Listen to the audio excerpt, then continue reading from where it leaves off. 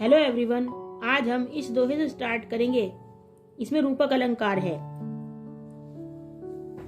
भनिति मोरि शिव कृपा विभाति, शशि समाज मिली मनहु सुराती। जे एहि कथहि स्नेह समेता, कहहि सुनहि समुझि सचेता। होयहि राम चरण अनुरागी, कलिमल सहित सुमंगल भागी। कलिमल रहित सुमंगल भागी। मेरी कविता श्री शिवजी की कृपा से ऐसे सुशोभित होगी जैसे तारागणों सहित चंद्रमा के साथ रात्रि शोभित होती है। जो इस कथा को प्रेम सहित एवं सावधानी के साथ तथा समझ बूझकर कहेंगे सुनेंगे, वे कलयुग के पापों से रहित और सुंदर कल्याण के भागी होकर श्री रामचंद्र जी के चरणों के प्रेमी बन जाएंगे।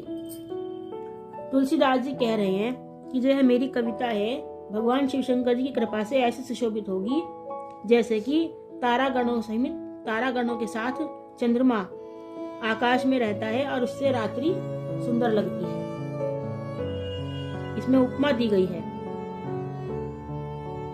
कविता की, तारागणों सहित चंद्रमा के साथ उपमा करी गई है। जो इस कथा को प्रेम सहित, मतलब जो भी मेरी इस कथा को रामचंद्र जी की इस कथा को अत्यंत आदर पूर्वक और सच्चे मन से समझ बूझकर कहेंगे और सुनेंगे, वे इस घोर कलयुग के जो पाप हैं उनसे रहित हो जाएंगे और उनका कल्याण होगा।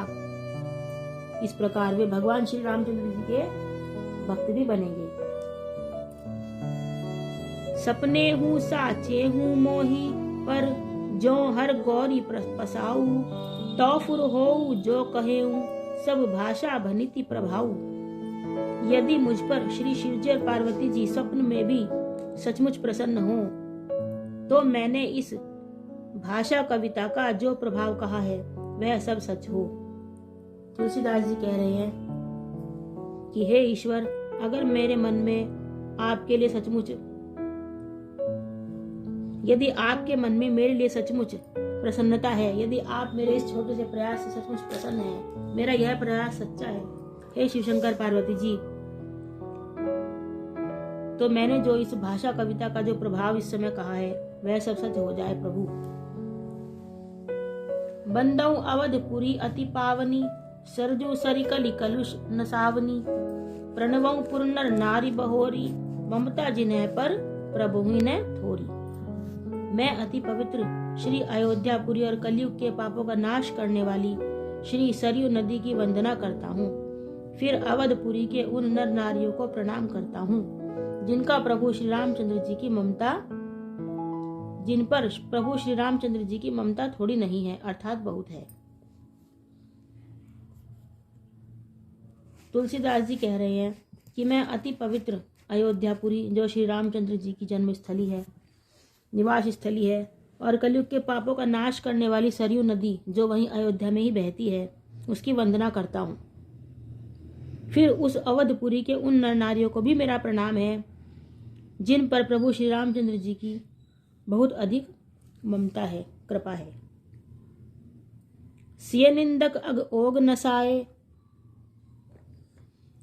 लोक बिशोक बनाई बसाए। बंदों कौशल्यादिसी प्राची, कीर्त जासु सकल जरा जग माची।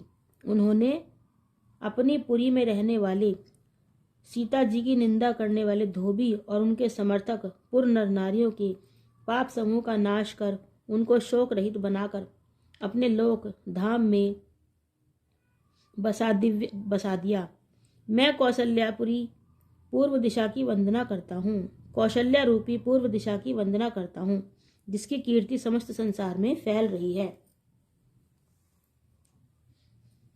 उन्होंने श्री रामचंद्र जी ने उस समय जब सीता जी की निंदा करी गई थी, जब वे रावण का नाश करके अयोध्या आए थे, और वे और सीता जी, रामचंद्र जी सीता जी अयोध्या में राज कर रहे थे, उस समय कुछ कम पढ़े लिखे लोगों ने, धोबी है और उनके समर्थक पुर नर नारी, वे कम पढ़े लिखे थे, अज्ञानी थे, उनसे यह पाप हुआ था, सीता जी के विषय में उन्होंने निंदा की थी। फिर भी रामचंद्र जी ने सीता जी को वनवास देकर अपने नर नारियों का, उनके पाप समूह का नाश किया, उनके और उनको शोक रहित बनाया, मतलब उनका पूरा ध्यान रखा और अपने धाम में उन्हें बसा दिया। उनको किसी प्रकार का दंड नहीं दिया, अपने ही पत्नी सीता को वनवास दे दिया, लेकिन अपने प्रजा का पूरा ध्यान रखा। मैं कौशल्य रूपी पूर्व दिशा की वंदना करता हूँ, जिसकी कीर्ति समस्त संसार में फैल रही है।